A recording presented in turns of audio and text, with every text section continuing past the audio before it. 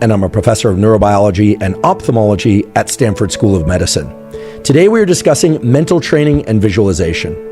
Mental training and visualization is a fascinating process that has been shown over and over again in now hundreds of studies to improve our ability to learn anything. When I say anything, I mean the ability to learn music, the ability to learn and perform mathematics, the ability to learn and perform motor skills in sport, in dance, across essentially all domains. The other incredible thing about mental training and visualization is that, as you'll soon see, when you go into the literature, that is the scientific studies on mental training and visualization, you quickly realize that it does not take a lot of mental training and visualization in order to get better at anything.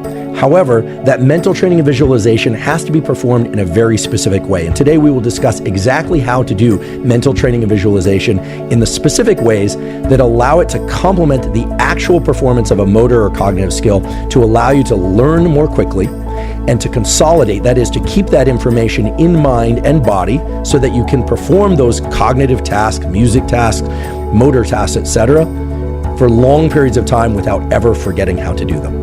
All of mental training and visualization relies on what I consider really the holy grail of our brain and nervous system, and that's neuroplasticity. Neuroplasticity is our nervous system, which of course includes the brain, the spinal cord, and all the connections between the brain and spinal cord and the organs and tissues of the body, and then all the neural connections back from the organs and tissues of the body to the brain and spinal cord, so the whole thing in both directions, has the ability to change in response to experience in ways that are adaptive. That is, that allows us to do things that we could not do before. And by doing those things, or by being able to perform those mental operations, we can do better in the world that we live in. We can perform new tasks, we can think new thoughts, we can come up with novel solutions to pre-existing problems that before really vexed us and that we couldn't overcome. All of that is considered neuroplasticity. So today what I'm going to cover is a brief summary of what neuroplasticity is, that is, how it occurs in the brain and body. This is extremely important to understand if you're going to use mental training and visualization. Then I'm going to talk about what happens in our brain and body when we do mental visualization in a dedicated way. Many people have heard, perhaps, that when you imagine something happening, that your brain doesn't know the difference between that imagination of the thing happening and the real thing happening. Turns out that is not true. It is simply not true. However, there is somewhat of an equivalence between a real experience and an imagined experience. And we'll talk about the difference between those and how that can be leveraged in order to get the most out of mental training and visualization. Then I will cover exactly which types of mental training and visualization work best across all domains, meaning for music learning, mathematics, solving puzzles, motor learning, sports performance, etc., to really allow you a template in which you can plug in or designate what you're going to do each day for a brief period of time in order to accelerate your learning in whatever you choose. And then I'm going to go into a bit of what happens in the brains of different types of people. These different types of people that I'm referring to are people who have more or less of a natural ability to imagine things and visualize them, because it turns out that we vary tremendously from one individual to the next in terms of our ability to mentally visualize and imagine things and our ability to get better at that over time. And the good news is anyone can get better at mental training and visualization in ways that can serve them well. I'll also briefly touch on the fact that certain people, in particular people on the autism spectrum, as well as people with synesthesias, which is the combining of different perceptual experiences. So you may be one of these people, or you may have heard of people that, for instance, when they think of a number, they also just naturally, spontaneously think of a color, and vice versa. We'll talk about how that relates to mental imagery and visualization and the creative process and problem solving in general. And then finally, what I'll do is I'll recap mental training and visualization from the standpoint of how best to apply mental training and visualization according to specific challenges. Things like challenges with public speaking, or challenges with sports performance, or challenges with test-taking performance, challenges with essentially anything that will allow you to build specific mental training and visualization practices that are brief, that are supported by neuroscience studies, and that are highly effective. Before we begin, I'd like to emphasize that this podcast is separate from my teaching and research roles at Stanford. 앤드류 후버만 교수는 말합니다. 멘털 트레이닝과 비주얼라이제이션이 얼마나 매혹적인 연구 분야이며 인간이 무엇이든지 효과적으로 새롭게 배우고 인간 한계를 넘어설 수 있는 능력 활용법인지를 많은 노력을 들이지 않고 몸과 마음의 정보를 간직해서 더 효과적으로 성과를 이루는 방식입니다. 여기서 우리는 노력 없이, 집중 없이 멘탈만 어루만지는 것을 경계해야 합니다. 상상을 깊게 하는 마인드 명상만으로는 상상이 현실이 되는 일은 없습니다. 명상, 시각화 등의 멘탈 트레이닝을 통해 목표 달성을 위해 집중을 하면 우리는 자동적으로 진취적인 행동을 하게 됩니다. 나의 몸과 마음이 원하는 것에 집중을 하면 결국에는 진취적인 행동이 나올 수밖에 없다는 것입니다. 또한 실제 경험과 상상의 경험은 어느 정도 등가가 있지만 함께 진행했을 때 놀라운 효과를 가져옵니다.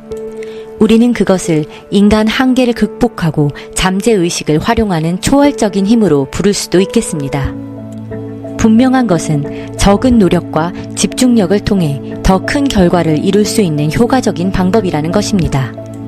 1800년대 후반에 칼튼이 출판한 논문을 시작으로 이미 오래전부터 연구로 정량화하고 시도했던 연구 분야로서 멘탈 트레이닝, 즉 정신적 이미지를 떠올리는 방법과 비주얼라이제이션, 시각화를 어떤 신경과학을 배경으로 하고 있는지, 어떻게 학습과 삶에 적용할 수 있는지에 관하여 앤드류 후버만 교수가 이야기를 하고 있습니다.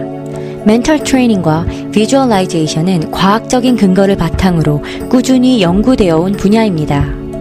단순히 우리가 그냥 주문을 외우듯이 반복해서 요행수를 바라는 비과학적인 분야가 아닙니다. 정신훈련과 시각화는 신경가소성, 뉴로플라스티시티라는 뇌과학 분야와 매우 밀접합니다. 개발적 뇌 가능성과 성인 뇌의 가능성에 대해 설명을 하고 있는 것입니다. 이는 후성 유전학과도 관련이 있습니다. 성인의 뇌 개발 가능성은 자신이 원하는 학습을 자기 지향적으로 조절할 수 있는 능력을 말합니다. 학습 혹은 어떤 목적을 달성하고자 할 때 뇌를 개발하기 위해서는 비주얼라이제이션이나 멘탈 트레이닝 이전에 집중적인 노력이 필수라고 앤드류 후버만 교수는 강조하고 있습니다. 집중을 할 때에는 뇌에서 화학적인, 정기적인 변화를 일으키는데 이는 때로는 불쾌감을 일으키기도 합니다. 하지만 이는 뇌와 신경세포에게 변화가 필요하다는 신호입니다. 즉, 집중을 한다는 것은 노력을 한다는 것의 그 불편감을 어느 정도는 극복해줄 필요가 있다라는 것입니다. 25세 이전의 가소성은 수동적 가소성이고 성인의 신경 가소성은 다른 유형의 신경 가소성이 일어나기 시작합니다.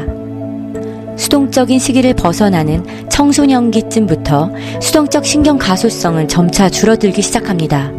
신경 가소성에는 부적응 신경 가소성과 적응 신경 가소성으로 나뉘는데, 예를 들자면 머리를 심하게 부딪히고 뇌진탕을 당한 경우에 발생하는 부적응 신경 가소성이 작용하게 됩니다. 뇌진탕으로 인해 도파민 수치가 과다하게 분비되어 불안과 과민 증상이 나타나거나 노르에피네프린 수치가 과다로 발생하는 경우 불안, 과민증, 불면증이 나타날 수 있습니다. 이러한 신경 가소성 중에는 적응 가소성이 우리가 주목할 주제입니다. 적응 신경 가소성은 개인이 목표를 달성하거나 새로운 도전에 대처하기 위해 필요한 수준에서 발생하는 신경 가소성으로 개인의 집중력과 대처 능력을 향상시킬 수 있습니다.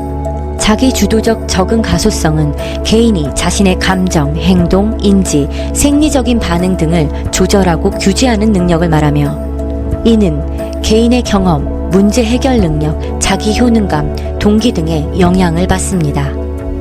자기 주도적 적응 가소성과 신경 가소성은 서로 다른 개념이긴 하지만 두 가지는 상호작용을 통해 개인이 적절하게 대처할 수 있는 능력을 발전시키는 데 도움을 줄 수 있습니다.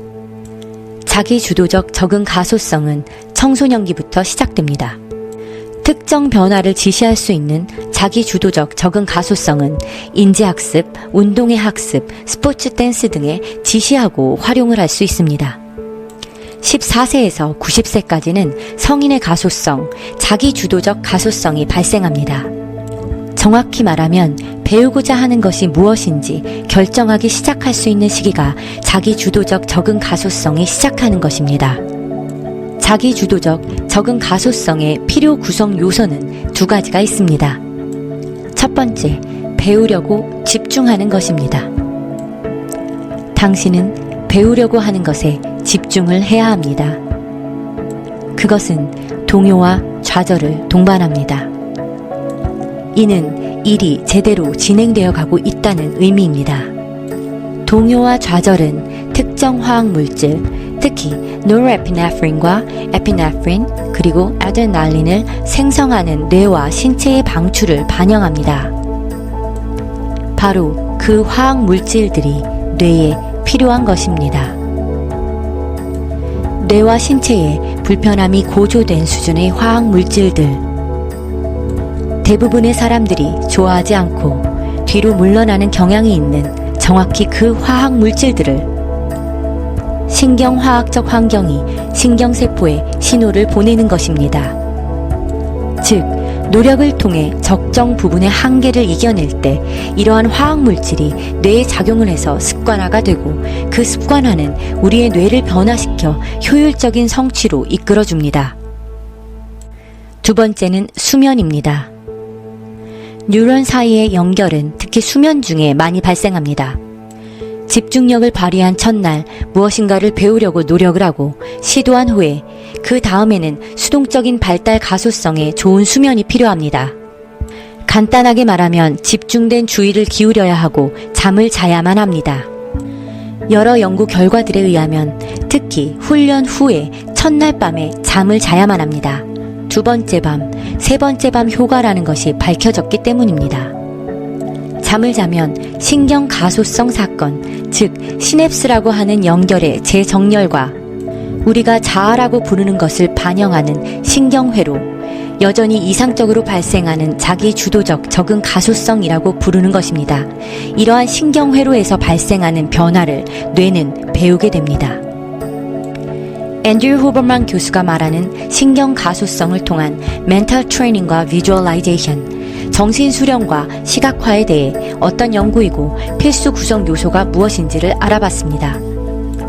다음 이 시간에는 앤드류 후버만 교수의 시각화를 극대화시키는 방법과 이때 뇌에서 무슨 일이 발생하는지, 또한 1인칭 시각화와 3인칭 시각화에 관한 내용으로 다음 이 시간에 찾아뵙도록 하겠습니다. 감사합니다.